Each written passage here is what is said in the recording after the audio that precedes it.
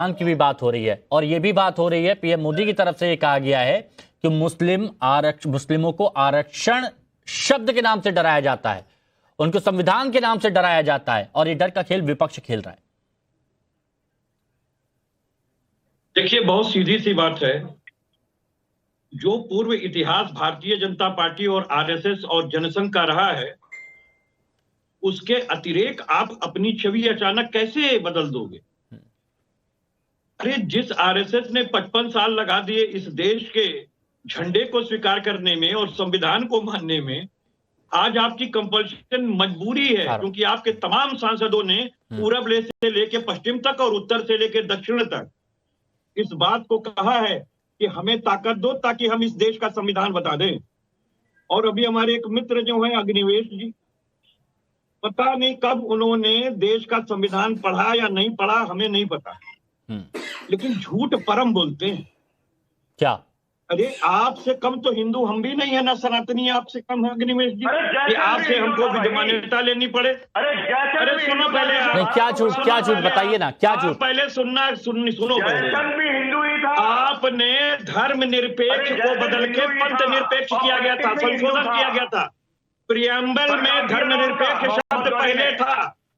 जब संविधान बना भारत का तो धर्मनिरपेक्ष शब्द था, जिसको परिवर्तित करके पंथ निरपेक्ष किया गया और समाजवाद जोड़ा गया। ये मैं आपका मान सकता हूं। और ये वो स्ट्रक्चर है जिसको केशवानंद भारती बनाम भारत संघ के बाद में ये कहा गया कि ये मूल स्ट्रक्चर है, इसको किसी भी कीमत पे बदला नहीं जा सकता है, चाहे 2/3 मेजॉरिटी ही क्यों नहीं हो आपके पास। तमाम ऐसी चीजों को निर्वचित किया है जो है हमारी सुप्रीम कोर्ट की संवैधानिक बेंच ने। ठीक है अवस्थी जी, जवाब दीजिए। बैठने वाली सबसे बड़ी बेंच है, सुन लीजिए पहले। लेकिन तमाम चीजें ऐसी हैं जिसको आप सुषुप्त कर सकते हैं। संविधान को चेंज किए बगैर भी आप आर्टिकल 15 और 16 के साथ खेल सकते हैं। आप आर्टिकल 25 से लेकर 30 तक खेल रहे हैं। मैं प्रूफ देता हूं आपको। जब आप डिसइन्वेस्टमेंट के नाम पर सरकारी परिसंपत्तियां बेच देंगे, संस्थान बेच देंगे, वाणिज्यिक संस्थान बेच देंगे। ठीक है, तो कुरैशी जी प्लीज थोड़ा सा रुकिएगा, बस तुरंत जवाब लेके आ रहा हूँ। अवस्थी जी प्लीज जल्दी। आप इसलिए इस तरीके से संविधान को चोट पहुंचा रहे हैं। बोलिए, ये आपके सामने है। अब सुन लीजिए। हाँ, बोलिए। सुनिए श्रीवास्तव जी, सुन लीजिए। कपिल जी सुनिए, भारत की किसी संपत्ति को बेचा नहीं गया, लेकिन इस कांग्रेस की सरकार ने 5 मार्च 2013 जिस दिन क्या हुआ था, आचार संहिता लागू हुई थी, उसके एक दिन पहले इन्होंने 123 प्रॉपर्टी इस कपिल श्रीवास्तव नहीं बोलिए। हाँ, 123 प्रॉपर्टी लुटियंस की 123 प्रॉपर्टी को वक्फ बोर्ड को सौंप दिया। आपको मालूम है हिमांशु जी, मैं आपकी जानकारी के लिए बता दूं कि इस देश में आर्मी, बताओ कि आप अपने रेलवे और नंबर 3 पे वक्फ बोर्ड के पास है, अरबों खरबों रुपए की प्रॉपर्टी है इस देश में। ये कपिल जी जैसे लोगों ने किया है और कहते मैं भी हिंदू, जयचंद भी हिंदू था, ठीक है, हिंदू ही था। अच्छा एक मिनट दानिश कुरैशी जी, थोड़ी देर हो गई आपके पास आते, लेकिन क्या ये वाकई होता है? एम फैक्टर जिसकी बात की जाती है, मुसलमान चुनावों के वक्त ही इनकी सबसे ज्यादा याद आती है। विपक्ष भी इनका हिमायती बनने की इतनी कोशिश कर रहा है कि वो ये बोल रहे हैं कि अगर ये आ गए तो भाई आपका खतरा बढ़ जाएगा, आपको दिक्कत हो जाएगी। देखिए हिमांशु, अभी आप दिखा रहे थे देश के प्रधानमंत्री पद का जो इंटरव्यू लिया गया नव भारत ने, वो दिखाया। देखिए बहुत छोटी सी बात उनकी बात में निकल के आई है, बीच में मत इंटरप्ट करिएगा, मेरी गुजारिश है तमाम लोगों से। उन्होंने ये कहा कि देश में धर्म के आधार पर किसी के साथ कुछ नहीं किया जा सकता, नहीं किया जाना चाहिए, यही निकल के आया। शायद मैं समझ रहा हूँ हिमांशु जी के कुछ गलत समझ रहा हूँ, ठीक है। अब मुझे ये बताइए कि देश में दानिश कुरैशी हो, हिमांशु हो, तमाम लोगों को एक सतह पर लाके खड़े करने की बात की, जो बिल्कुल जायज कह रहे हैं, वो गलत नहीं कह रहे। लेकिन दूसरी तरफ देश के बाहर सिटीजन अमेंडमेंट एक्ट से आप कानून धर्म के आधार पर बनाना चाहते हैं। तो ये जो देश के प्रधानमंत्री पद पर बैठे विराजमान व्यक्ति जो है, इनके दोहरे मापदंड तो आपके सामने खुल के आ गए।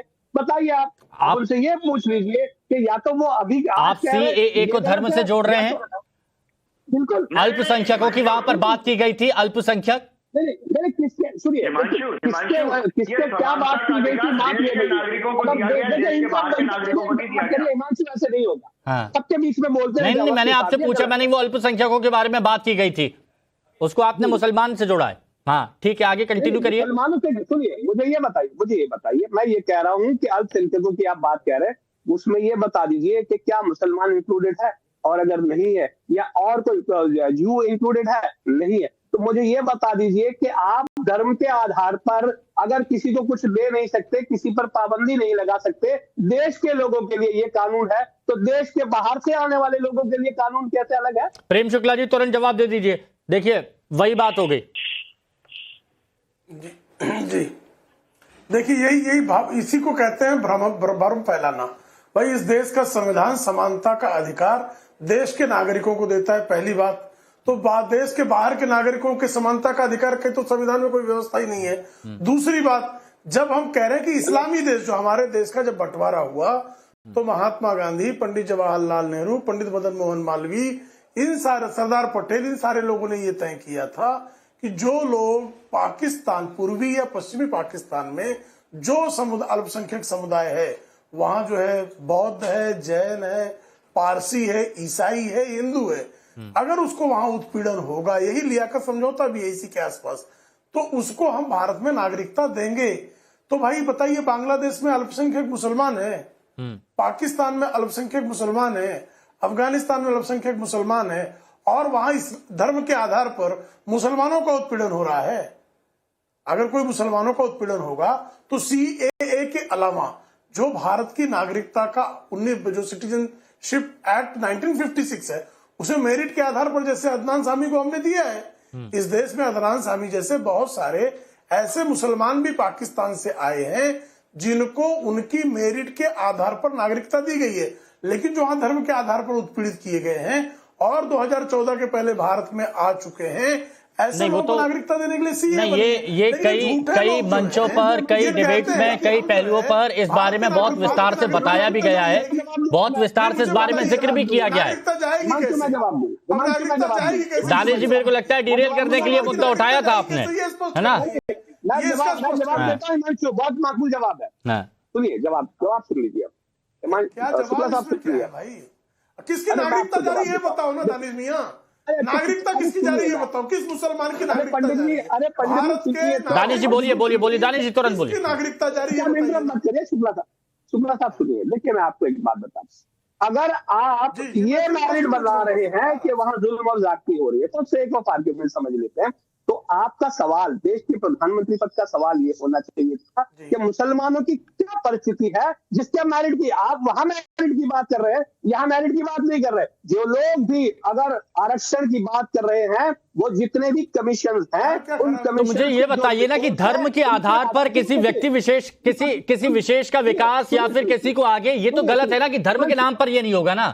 यही पीएम मोदी ने कहा है, और मुसलमानों के लिए भी तो कई योजनाएं चल रही है जिसका जिक्र बार बार किया गया है, उसमें विशेष तौर पर रियायत कहां तक सही है? पूरी बात तो सुनिए, हाँ। पूरी बात तो सुनिए।